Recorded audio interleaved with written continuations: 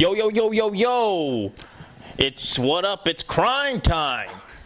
Brooklyn, Brooklyn, Brooklyn. Woo, woo. Oh, God. We'll get into that.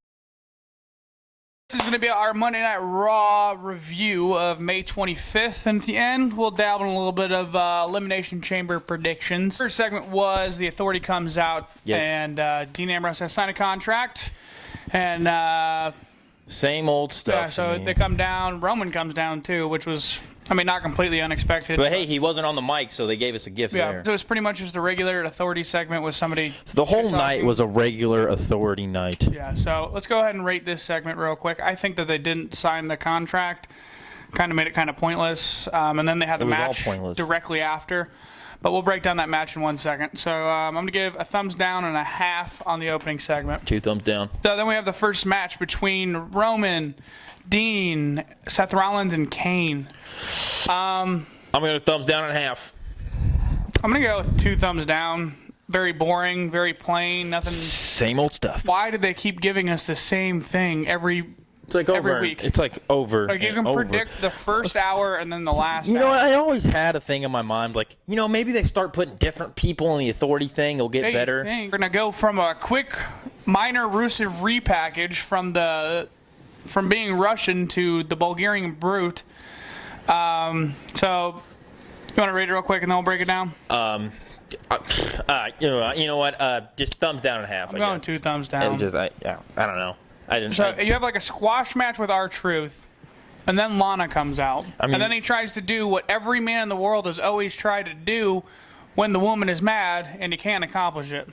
Those soap opera writers, they're getting paid still. Yeah, exactly. So obviously they're still writing this bullcrap. The only thing I can say, they're trying to do like this breakup thing. They're trying to create like a story, so good for them. But at the same time, it's awful. But you're not even going to give R-Truth and Rusev, or not R-Truth, Dolph Ziggler and Rusev a feud. You're going to throw them in the Elimination Chamber match. Exactly, which is 2 spots left open for someone else. You know, so I don't get it. We're going to go on to our next segment. Let us know what the next segment is, Nate. We have Ryback, King Barrett, Intercontinental contenders. Rate it. I'm going to give it an up and a half. Yeah, this was all right, up and a half. I usually don't like Ryback, but I think him and Barrett actually worked pretty well together. They meshed all right, yeah. And I think if one of these guys doesn't win the title, the other one will, and this feud will continue on because I think it has the potential to be a pretty good feud. Yeah, they kind of did away already with Ryback and Bray Wyatt, I guess. We didn't even see Bray Wyatt this week, so they want to throw him something, I guess. In the Elimination Chamber. I might as well throw him Bad News Barrett. Let's get to one of the highlights of the night. I thought this was the best moment of the night. Honestly, in most people's minds. Neville versus Stardust. Now, before the match, Stardust is doing his whatever Stardust does, like rope walking on the barricade, and just so happens there is star of Arrow himself. Yep. Stephen Amell. That's interesting, isn't it? How long do you think before he hosts a Raw? Before he gets in the ring and fights? Should be next week, but who knows if he ever does. And the match was solid. It was a quick match. Neville does his thing. Then obviously, and then your boy Bo motherfucking Dallas comes out. Neville versus Bo Dallas was announced for Elimination Chamber. We'll get our predictions on that. What do you think of this feud? This is an interesting feud. Neville versus Bo Dallas? Yeah. Oh, I love it. I enjoy it thoroughly, considering 2 NXT guys. They've feuded before. It all works, you know? Yeah, I think they'll work perfect together. And it's I think it's just filler for Neville to bigger things. Whatever he does, that's bigger. Well, I'd hope they'd like make this feud last a month or so. Oh, they probably will, which I hope so. I probably won't. We know how this goes. All right, next up, we get another Ziggler-Sheamus match. Let's go ahead and rate it. Thumb down. Yeah, I gotta go 2 thumbs down. I don't want to see this match anymore. Terrible. Like have him instead of having a match by himself, have him just like almost have a match with Rusev, and then it all hell breaks loose or something. And Lana wasn't even there with Ziggler. Yeah, so that's losing its luster there pointless. already. And I hope Sheamus doesn't win at Elimination Chamber because I understand he's a heel, and I don't like him because he's a heel, but I just think his character's going nowhere at the current point. Before I even say what the segment is, it's getting 2 thumbs down for me. First off. Yeah, I'll go 2 thumbs down as well. The John Cena U.S. Open Challenge. Good God, the worst one to date. Deja vu. It's just like, how can you do the same thing twice? I mean, obviously the end was the best. for multiple reasons. But I mean, it still happened last week. Should have saved it for this week. I mean, I don't. The Kevin Owens Cena thing, it's one of those things that you almost have to wait for it because it could be good. So far it's all right. New T-shirt, first off, sick. Yeah, Still does the pump up power bomb, sick. First, we didn't was even, in and out really fast. Even say great. Who's in this match? Oh yeah. Woo! Yeah. Woo! Woo! Oh, it just so happens I forgot. Zack Ryder comes out with the Entourage, guys, which plug a movie. It's plug. Okay for a plug, but do you have to bring out Zack Ryder out of all freaking people? Jeez. Yeah. Next segment: Paige versus Tamina. Tamina actually beats Paige clean. What do you think? Rate it.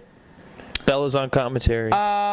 I'll give it a thumb up and a thumb down. Yeah, I'll go thumbs up, thumb down. It wasn't awful by any means. It could have been a little better. Paige is in the championship match on Sunday anyways, so... Yeah, but why would you have her face Tamina, who's not in the championship? Yeah, I would figure we'd say Naomi versus Paige right here, but I think they might be saving that. I don't know. I just don't think Tamina's very good in-ring, and obviously she's not that good on the mic.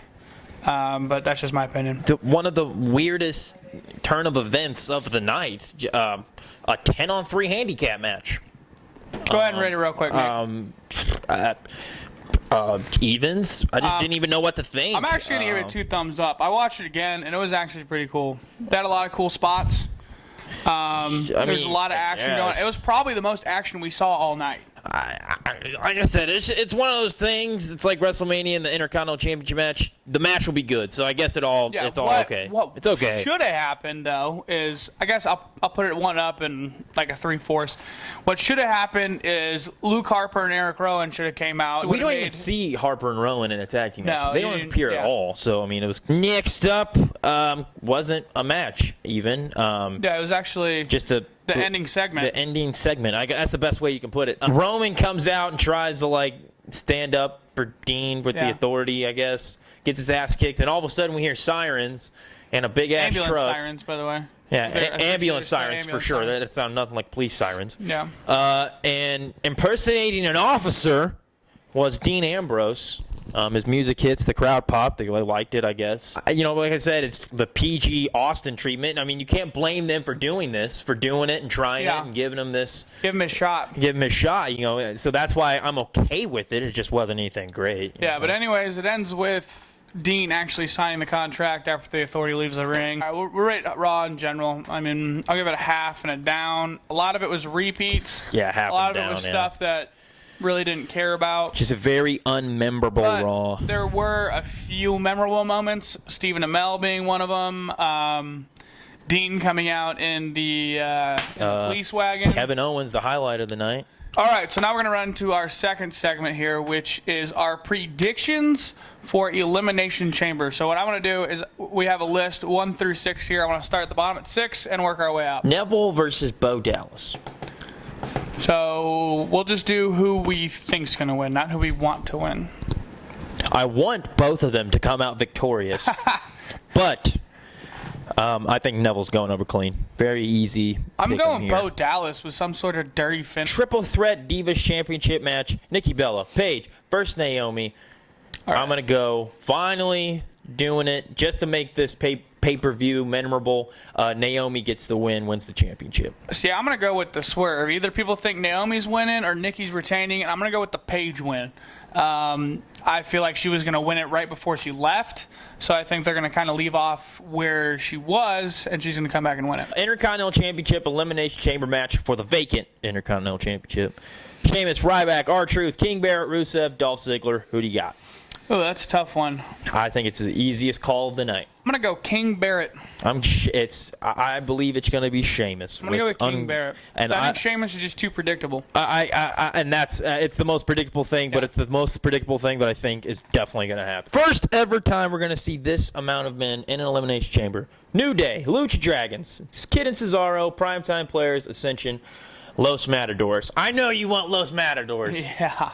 Right. Actually, I think this has potential to be probably the match of the night with all the spots and all the people. Because, I mean, if 12 people get tired and aren't hitting all their spots right, then you got something wrong with your tag team division. But I'm going to go with the Lucha Dragons to win it. Lucha Dragons? The Lucha Dragons. I think they're gonna swerve. A team that is not the champion wins it and wins the belt, I would probably go Lucha Dragons, but I think New Day is going to retain. Yeah. I think they're going to continue the New Day thing. I think they like it, so they're going to keep. A good chance, but I think you can have black on Mexican crime going on after. Seth Rollins, Dean Ambrose. Who you got? I don't even give Dean Ambrose the slightest chance, so I'm going to have to go Seth Rollins. I'm going Seth Rollins, but it's going to be one of two finishes. We're going to see dumb, normal, authority. Here we come. We're going to save the day, and Seth Rollins is going to get a dirty win. Or we're going to see a DQ or a count out where he still retains the title because they want Dean to win Money in the Bank. Now, I think they have a choice. If they want Dean to win Money in the Bank, it's going to be a DQ or a no count out or just like a no finish. You know? My problem with Dean winning Money in the Bank is he'd cash in the next night, character-wise. That's character-wise. The lunatic fringe. He might actually cash in that night. Don't be surprised if he starts playing the I got a briefcase game where he's shaking it in their face like, ooh, I'm not going to do it, but I got it. Remember. I still think there is maybe like a 2% chance that Dean wins, but I mean, this pay-per-view was thrown together so fast. I mean, if he does win the belt, they'd swerve me, but.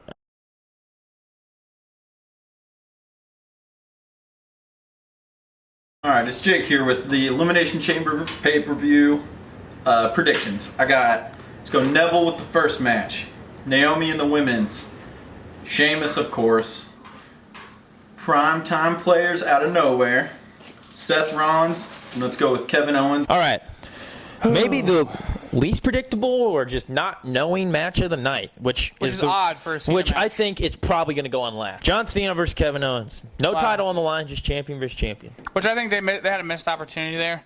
I feel like what they should have done, in my opinion, is whoever lost had to drop their belt. The loser has to drop the belt, not the winner gets the belt. Yeah, that's what I'm saying. Yeah, if they did that, that would loser has to drop the belt, and then the winner keeps their belt. If they did that, that would actually make some really good sense. That would, because you don't know who's going to win, because Kevin Owens, if he drops the belt, he's coming up. I mean, it's just this is how I see it. If it was for a championship, any championship, both the championships, dropping the belt, Owens would be coming to the main roster. Yeah, definitely. But he's not. No. Unless they want to do it. See, this is why it's so tough. This is the toughest pick because maybe they'll have him on both. He'll be the NXT champion on the main roster still, and then still go to NXT because it's a taping anyways. Yeah, that's true. I mean, if they want to do that, then I think it would work. Who's your pick? It's gonna be Cena by DQ. I can't pick Cena. I'm gonna by DQ. I'm gonna go Kevin Owens. I pretty much know John Cena would win, like a belt or something like that. But since there's nothing on the line, I think they really want to make Kevin Owens this big thing on NXT, so maybe more people go and watch his NXT fights. So you think he beats Cena and then wouldn't be on the main roster? No, he'd be kind of like what you said. He'd be on the main roster part of the time and still doing NXT. And that's why I think if Kevin Owens wins and then just goes down to NXT, it's going to be really wishy-washy to me. It's going to be a bad Yeah, he can do thing. like part-time in both. I just think he needs to do both at this point. Yeah. All right, that was Two Guys, One Belt. Don't forget, hashtag Ask2G1B for Q&A questions. Haven't gotten one yet. Sons of bitches. I tweeted it, but I don't count. Yeah, if we do it on our own account, it doesn't count. At 2guys1belt on the Twitters. Like us on Facebook. Don't forget to hit the subscribe button below. Well, that's been our show. We accomplished a lot in a little bit of time. Well, we'll see what we're times at. Folks, if we're under 15 minutes, give it a like. Just please, God, just give us a like. If it's not, give it a dislike. And this will be our most disliked video ever because it will be over 15 minutes. Damn it. I don't know.